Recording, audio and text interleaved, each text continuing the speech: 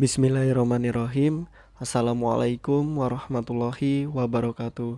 Selamat datang di channel Sahabat Luar Biasa. Channelnya orang-orang luar biasa. Apa kabar teman-teman? Mudah-mudahan sehat selalu dan selalu dalam rahmat dan lindungan Allah Subhanahu wa taala. Amin ya robbal alamin. Bagi teman-teman yang baru menemukan channel ini, agar tidak ketinggalan informasi yang insya Allah menarik dan bermanfaat, jika berkenan silahkan like, komen, dan bagikan video ini, serta subscribe dan nyalakan tombol notifikasinya. Syukron jazakumullah khairan. Alhamdulillahillazi bini'matihi tatimus solihat. Segala puji hanya milik Allah yang dengan segala nikmatnya segala kebaikan menjadi sempurna. Salawat serta salam semoga tercurah limpahkan kepada Nabi Muhammad sallallahu alaihi wasallam serta istri-istri beliau, saudara-saudara beliau, tabi'in, tabi'ut tabi'in, dan bagi kita yang insya Allah setia dan istiqomah mengikuti sunnahnya sampai akhir hayat. Amin ya robbal alamin. Rabbi syrohli sodri wa yasirli amri wahlul uqdatam min lisani yafqahu qawli.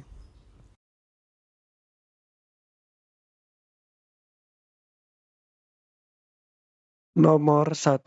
Berikut ini adalah karakteristik pembelajaran tematik kecuali A. Pengalaman dan kegiatan belajar relevan dengan tingkat perkembangan dan kebutuhan peserta didik usia sekolah dasar.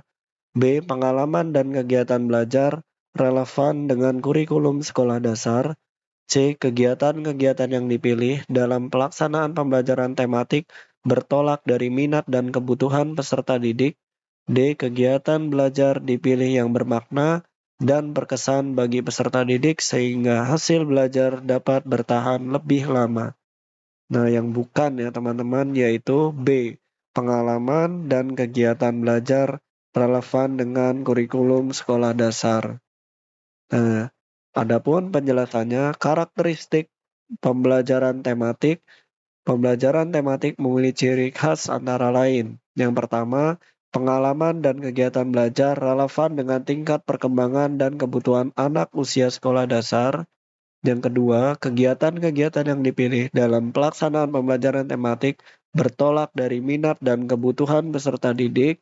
Yang ketiga, kegiatan belajar dipilih yang bermakna dan berkesan bagi peserta didik sehingga hasil belajar dapat bertahan lebih lama. Yang keempat, memberikan penekanan pada keterampilan berpikir peserta didik. Yang kelima, menyajikan kegiatan belajar yang bersifat pragmatis sesuai dengan permasalahan yang sering ditemui peserta didik di dalam lingkungannya.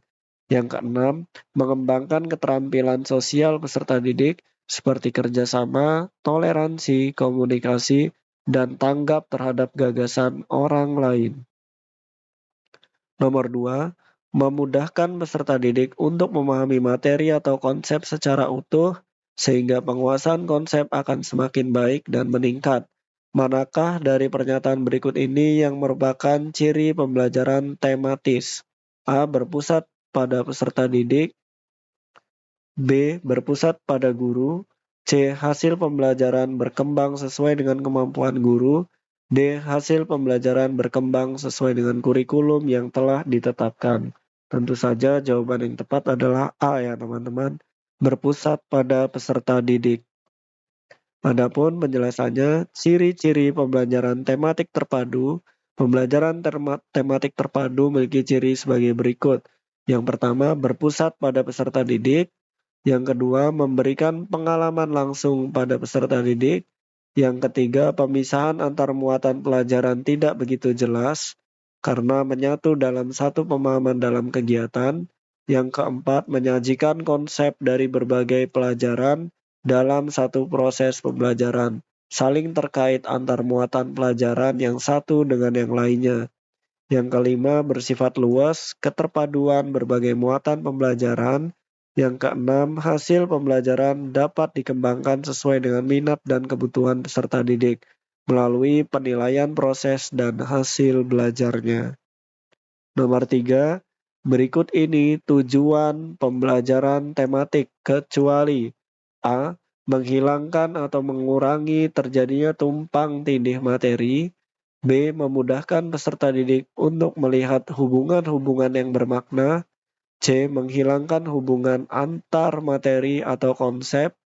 D. Memudahkan peserta didik untuk memahami materi atau konsep secara utuh, sehingga penguasaan konsep akan semakin baik dan meningkat.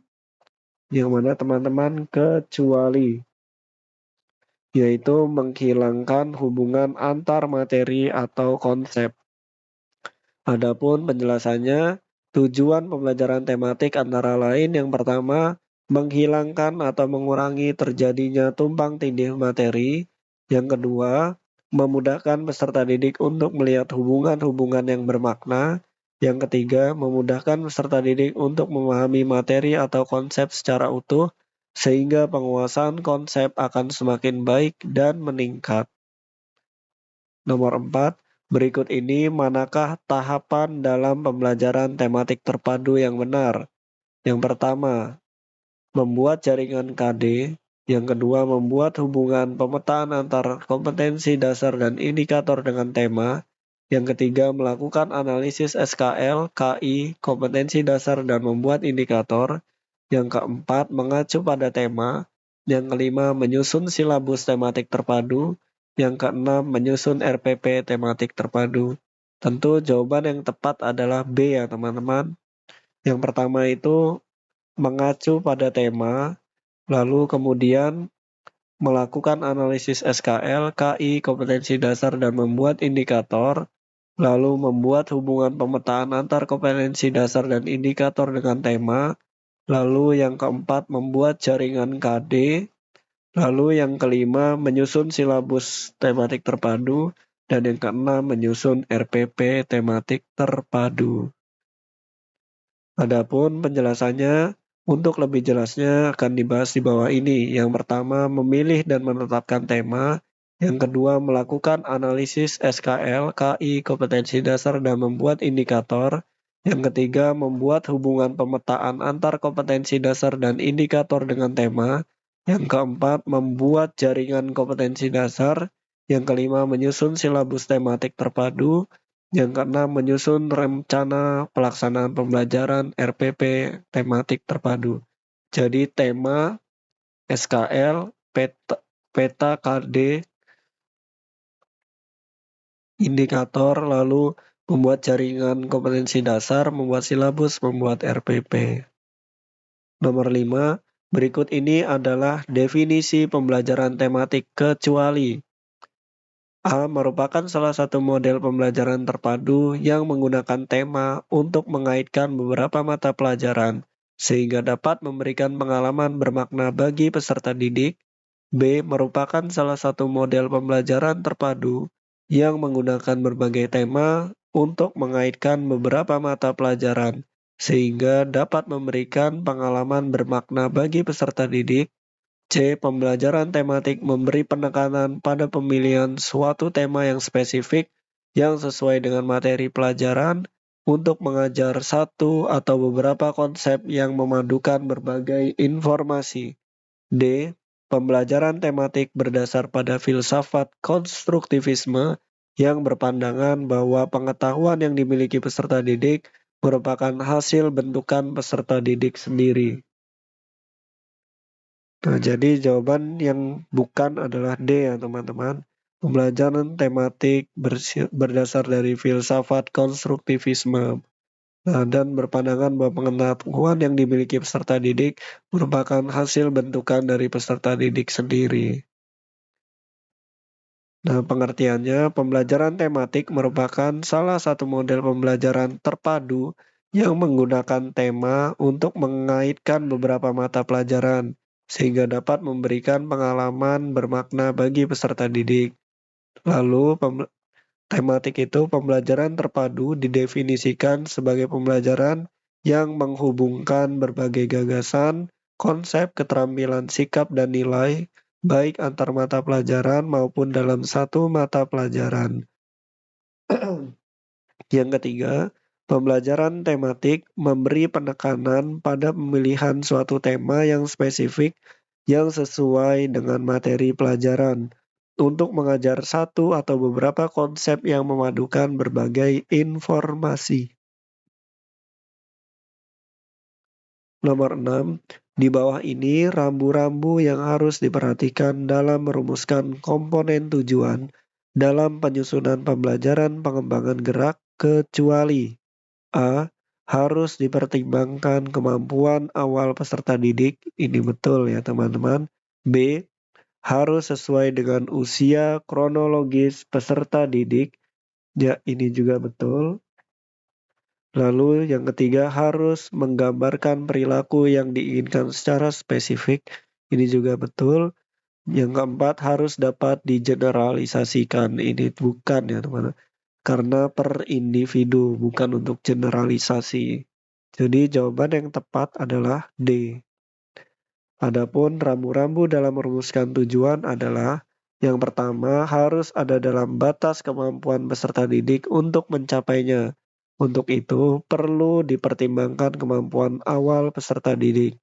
Yang kedua harus dirumuskan dengan kata-kata operasional atau KKO yang menggambarkan perilaku yang diinginkan secara spesifik dengan berbagai kondisinya. Yang ketiga, diprioritaskan yang dicapai adalah kemampuan praktis dan fungsional. Yang keempat, harus sesuai dengan usia kronologis peserta didik untuk non-kognitifnya. Nomor 7, berikut ini merupakan prinsip-prinsip dalam melakukan pembelajaran pengembangan gerak, yaitu A. Waktu latihan haruslah selalu mendapatkan tambahan jam lebih banyak. B. Dapat dilakukan tanpa perencanaan. C. Mulailah dari apa saja yang dapat dilakukan oleh peserta didik. Nah ini ya teman-teman.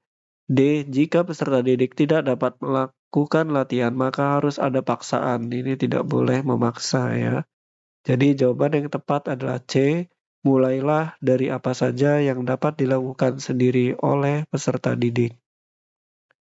Adapun prinsipnya, beberapa prinsip dalam latihan gerakan melakukan aktivitas hidup sehari-hari, yaitu yang pertama, mulailah dari apa saja yang dapat dilakukan oleh peserta didik dengan cara yang biasa dilakukannya atau dengan sedikit penyesuaian. Yang kedua, rencanakanlah kegiatan setiap hari atau setiap minggu. Yang ketiga, catatlah bagaimana kegiatan peserta didik untuk setiap aktivitas, juga berapa lama peserta didik dapat melanjutkan kegiatannya. Yang keempat, untuk perpanjangan waktu cukup menambah kurang lebih 5 menit. Lalu yang kelima, untuk menambahkan aktivitas lainnya, harus ada kepastian bahwa peserta didik telah lebih kuat keadaan fisiknya. Nomor 8. Apakah yang merupakan perceptual motor activities? A. Kemampuan dasar peserta didik dalam menerima, menginterpretasi, dan merespons secara baik pada informasi sensori. B. Latihan keterampilan tertentu dapat digunakan sebagai wahana menanamkan kemampuan gerak peserta didik yang mengalami gangguan motorik. C. Merupakan kegiatan untuk menyalurkan emosi seperti rasa senang, rasa setuju, rasa kesal melalui permainan. D. Kemampuan dasar anak dalam menerima, menginterpretasi, dan merespon secara baik pada informasi motorik. Yang mana teman-teman? Ya, jawaban yang tepat adalah A. Kemampuan dasar peserta didik dalam menerima, menginterpretasi, dan merespon secara baik pada informasi sensori. Adapun penjelasannya, aktivitas gerak perseptual merupakan kemampuan dasar peserta didik dalam menerima, menginterpretasi, dan merespon secara baik pada informasi sensori, baik melalui penglihatan, pendengaran, perabaan, pengecapan. Keterampilan ini penting sebagai preventif untuk keterampilan gerak secara keseluruhan. Nomor 9, berikut ini merupakan aktivitas vestibular, yaitu A. Kesadaran badan, B. Arah dan rasa gerakan, C. Meniti papan keseimbangan, D. Menyentuh dan meraba. Jawaban yang tepat adalah C. Meniti papan keseimbangan. Adapun penjelasannya, vestibular activities diantaranya meniti papan keseimbangan, melompat terowongan silinder, dan sebagainya. Nomor 10, jenis permainan untuk melampiaskan kekesalan hati, benci, dan lain-lain agar menjadi puas dan senang adalah A. Konstruktif, B. Destruktif, C. Permainan gerak atau fungsi, D. Peranan. Nah, ini untuk melampiaskan kekesalan hati itu permainan merusak ya teman-teman, yaitu B. Destruktif. Adapun penjelasannya, banyak jenis permainan yang dapat membantu mengembangkan kemampuan gerak peserta didik tunadaksa. Yang pertama, ada permainan gerak atau fungsi. Permainan ini mengutamakan gerak yang berisi kegembiraan. Misalnya tari, gerak, dan lagu tentang menanam jagung, naik kereta api, ular naga, memetik bunga, naik becak, naik kereta kuda, aku tukang pos, tari topeng, tari kuda kepang, tari boneka, tari lilin, dan sebagainya.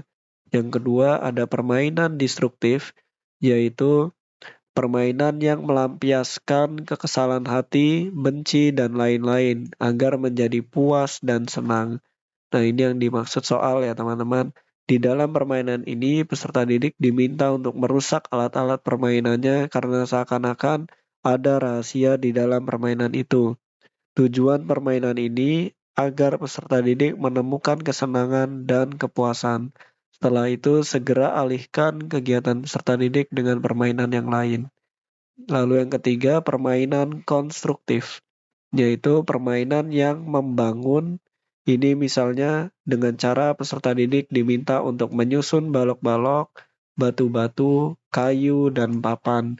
Tujuannya adalah menghasilkan sesuatu bentuk bangunan yang sesuai dengan fantasinya. Mereka akan bergembira dengan hasil karyanya. Lalu yang keempat ada permainan peranan. Bermain peran, misalnya peserta didik berperan sebagai orang penting. Peserta didik perempuan misalnya bermain dengan boneka, masak-masakan, mencuci, menyetrika, dan sebagainya. Lalu peserta didik laki-laki berperan sebagai bapak, guru, masinis, sopir, pilot, dokter, pemain sinetron, dan sebagainya. Permainan ini bertujuan untuk membuat peserta didik menjadi senang dan dapat menimbulkan kepercayaan pada dirinya, karena ia dapat berbuat dan meniru segala kegiatan orang-orang penting dalam kehidupan sehari-hari. Dan yang terakhir, ada permainan prestasi. Nah, permainan prestasi ini, di dalam permainan ini, peserta didik berlomba menunjukkan kelebihan, kekuatan, keterampilan, maupun dalam kecerdasannya. Permainan ini di samping untuk menyalurkan emosi juga untuk melatih kebersamaan, persatuan, persaudaraan, keberanian, gotong royong, dan sebagainya. Model permainannya dapat diciptakan atas kreasi peserta didik sendiri ataupun atas kreasi guru. Nah, apabila disingkat ini ada GDK Perpres. G itu permainan gerak dan fungsi, D itu permainan destruktif, K itu permainan konstruktif. Nah, ini permainan peranan, pres ini permainan prestasi. Baik teman-teman, mungkin itu saja yang dapat saya bagikan. Apabila ada kebenaran, pastikan itu datangnya dari Allah Subhanahu wa taala, dan apabila ada kesalahan, pastikan itu datangnya dari saya. Maka apabila ada kebenaran, mohon doakan kebaikan, dan apabila ada kesalahan, mohon dimaafkan dan diingatkan. Syukron jazakumullah khairan. Allahumma inni as'aluka ilman nafi'an wa rizqan thayyiban wa amalan mutaqabbalan. Subhanakallahumma wa bihamdika asyhadu an la ilaha illa anta astaghfiruka wa atubu ilaik. Wassalamualaikum warahmatullahi wabarakatuh.